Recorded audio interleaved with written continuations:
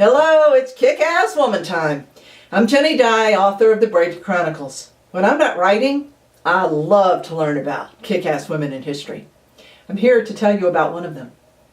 This kick-ass woman is a perfect example of people that we admire starting in circumstances that would break many of us.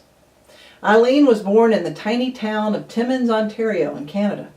She grew up used to bitter cold and hunger. There were days on end when bread and milk was the entire diet for her and her 3 younger siblings.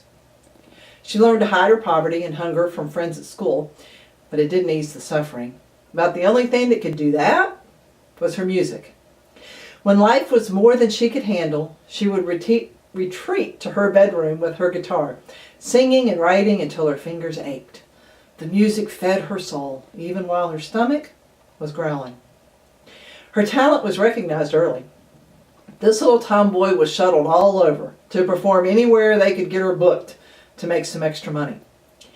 At just 8 years old, she was singing at bars, often earning $20 for performing between midnight and 1 a.m. for the customers left after the bar closed. What a life for a child. Yet Eileen never really thought music was her future. When she could no longer stand the poverty and the violence her mother endured, she managed to convince her mother to leave their father and head for Toronto. The shelter they stayed in for a long time provided the first regular meals she had ever experienced. Eileen got her first job when she was 14, working at a McDonald's. Later, she spent summers working as the foreman of a 12-man reforestation crew in the Canadian bush, where she learned to wield an axe and handle a chainsaw as well as any man. She was tough because she had to be tough. The solitude gave her the chance to sit in the woods with her dog and a guitar and just write songs. Eileen was certain she wanted to be a rock singer, but experts knew what she was really destined for, no matter how hard she tried to deny it. Early in 1987, Eileen got her first break singing at a fundraiser as a country singer, but her beginnings of success were snatched away from her just 7 months later. Both parents were killed in an auto wreck, and suddenly she was the parent to her siblings.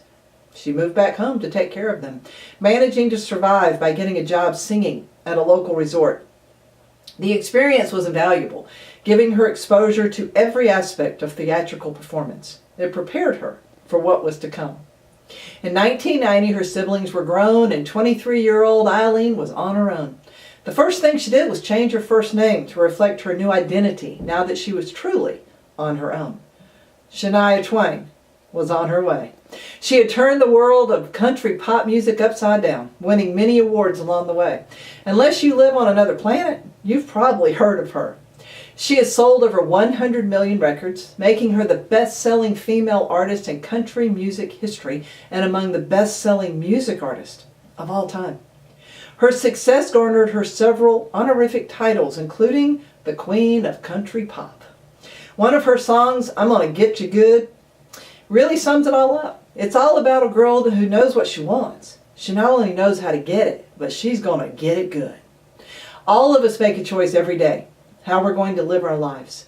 No one would have been surprised if little Eileen had simply become another person sunk in poverty, trapped by the reality of a hard life. Shania Twain, however, saw her future differently. She was not content to stay where she was. She was determined to pay whatever price necessary to achieve her dreams.